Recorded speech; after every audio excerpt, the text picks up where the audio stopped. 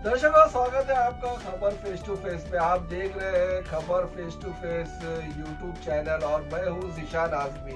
आइए देखते हैं आज की ताज़ा खबरें। श्रीनगर पुलिस ने मंगलवार को कहा कि हैदरपोरा में सोमवार को आतंकवादियों और सुरक्षा बलों के बीच हुई क्रॉस फायरिंग में व्यवसायी मोहम्मद अल्ताफ भट्ट मारा गया, लेकिन उसे आतंकवादियों का गढ़ माना जाएगा क्योंकि उसने अधिकारियों को किराएदारों के बारे में सूचित नहीं किया था।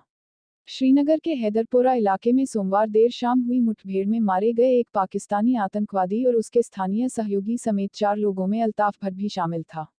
कश्मीर क्षेत्र के पुलिस महानिरीक्षक विजय कुमार ने यहां संवाददाताओं से कहा, आतंकवादियों के साथ क्रॉस फायरिंग में अल्ताफ मारा गया। पोस्टमार्टम रिपोर्ट आने दीजिए और हमें पता चल जाएगा कि गोली किसने चलाई जिससे उसकी मौत हुई। भले ही उन्होंने अल्ताफ भट्ट की हत्या पर खेद व्यक्त किया, लेकिन कुमार ने कहा कि मृतकों की गिनती आतंकवादियों के बंदरगाहों में की जाएगी। आईजीपी ने कहा, उसने किराएदारों को रखा था और पुलिस को इसके बारे में कोई जानकारी नहीं थी। मालिक की जिम्मेदारी जगह को किराए पर देने से खत्म नहीं होती है। उसे एक बार यह भी देखना चाहिए कि वहां क्या हो रहा है। उन्होंने कहा कि परिसर को किराए पर देने वाला मुदासिर गुल आतंकवादियों का सक्रिय सहयोगी था।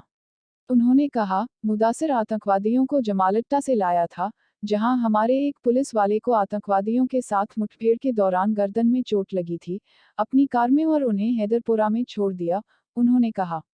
आईजीपी ने कहा कि गुल किराए के परिसर से अवैध कॉल सेंटर चला रहा था। उन्होंने कहा, हमने कंप्यूटर, मोबाइल फोन, अमेरिका के नक्शे और अन्य सामग्री बरामद की है। आगे की जांच के लिए एक विशेष जांच दल का गठन किया गया है। कुमार ने कहा कि सुरक्षा बलों ने भट्ट और गुल को निकालने की पूरी कोशिश की, लेकिन स्थिति खराब होने के कारण उन्हें नहीं बचा सके। कुमार ने कल रात कहा था कि मकान मालिक आतंकी सहयोगी के रूप में काम कर रहा था। आतंकवादी आग में घायल हुए मकान मालिक ने दम तोड़ दिया। आतंकवादी उसकी इमारत की ऊपरी मंजिल पर छिपे हुए हैं। स्रोत और डिजिटल साक्ष्य के अनुसार वह टेरर सहयोगी के रूप में काम कर रहा है। खोज अभी भी जारी है, कुमार ने ट्वीट किया। हालांकि परिवार ने दावा किया कि भट्ट का आतंकवाद से कोई संबंध नहीं है। साइमा ने ट्वीट किया, आपने मेरे मासूम चाचा मोहम्मद अल्ताफ भट्ट को हैदरपोरा में हत्या में मार डाला। आपने उसे मानव ढाल के रूप में इस्तेमाल किया और अब कह रहे हैं कि वह।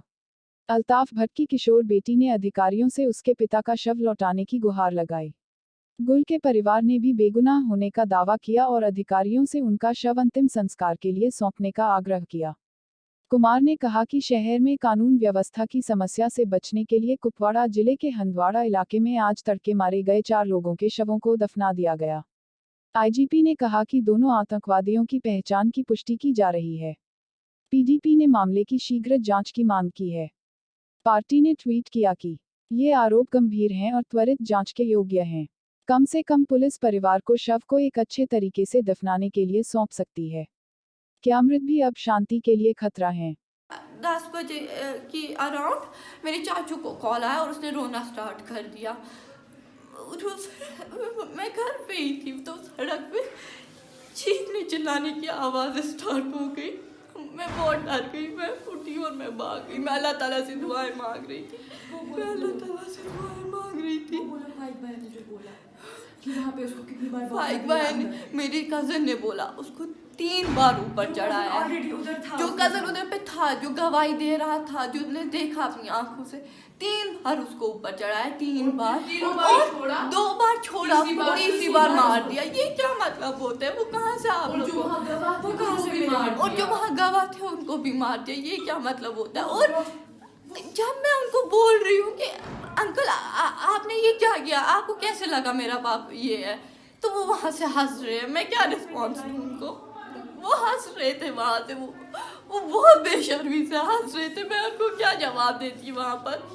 मेरा भाई वो 2nd क्लास में है, वो बहुत छोटा है, उसको हम क्या कहेंगे? उसको नहीं पता है, उसको अपने पापा के साथ बहुत है, मुझे मेरे पापा के साथ बहुत है। अब मैं क्या करूँगी? मैं अपनी माँ को कैसे संभालूंगी? वो खड़ा नहीं उठ पा रही है, वो इतना रो रही है। मैं क्या करूँ? मेरी अगर कोई था तो प्रूफ है ही नहीं कोई मिलिटेंट का वहाँ पे।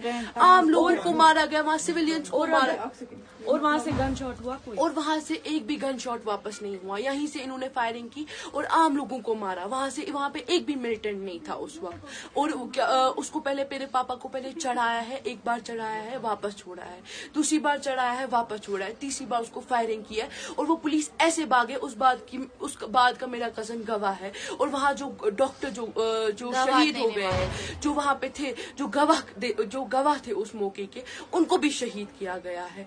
अब मैं आप लोगों को यही एक अपील कर रही हूँ कि प्लीज मेरे पापा की डेड बॉडी वापस कीजिए। वो मान नहीं रहे हैं, वो यहाँ आए, उन्होंने नहीं माना हमें डेड बॉडी देना। वो कौन से कसूरवार थे? हम लोग यहाँ पे 3 भाई बहन है, हम लोग क्या करें वहाँ पे? मेरा भाई वो 3rd में पढ़ता है, वो क्या करेगा? उसको पता भी नहीं है उसको पापा को क्या हुआ है। वो बोल रहा है मुझे पापा के पास जाना, उसको क्या हम जवाब दे? तो प्लीज आप हमें डेड बॉडी दीजिए। वो गुनहगार नहीं था, वहाँ मिलिटेंट भी नहीं था, वहाँ सिर्फ 3 लोगों को मारा गया। क्या राज है यहाँ पे? We are proud of our father. वो शहीद और कपड़े भी निकाल के रखे थे उनको, वो खाली शर्ट में नहीं, और वो सिर्फ शर्ट में थे उस वक्त। और वो सुबह वो शर्ट लगा के सिर्फ नहीं निकले थे, उनको ऊपर से स्वेटर थी, वहाँ से जैकेट था, लेकिन उनको वहाँ कुछ था ही नहीं। कपड़े क्यों निकाल के रखे थे उन लोगों को?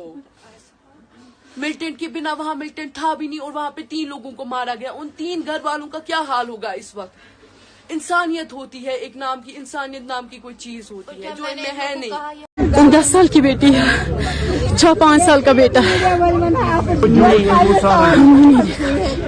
हमने कुछ नहीं देखा, वो सारा कुछ झूठ है, जो भी हमने सुना वो झूठ है। इनका उनके साथ कुछ भी नहीं है। ये अपना काम करते थे, इनका वहाँ पर अपना ऑफिस था। क्या कभी पुलिस आई पूछताछ के लिए? नहीं, कुछ भी नहीं। इनका कोई लिंक ही नहीं है, कभी भी नहीं, कुछ भी नहीं, कुछ भी नहीं। इनका कोई लिंक नहीं था। डेड बॉडी खाली चाहते हैं? जी बस अब तो जो इन्होंने किया हमारे भाई के साथ वो किया, बस हमें अब डेड बॉडी चाहिए।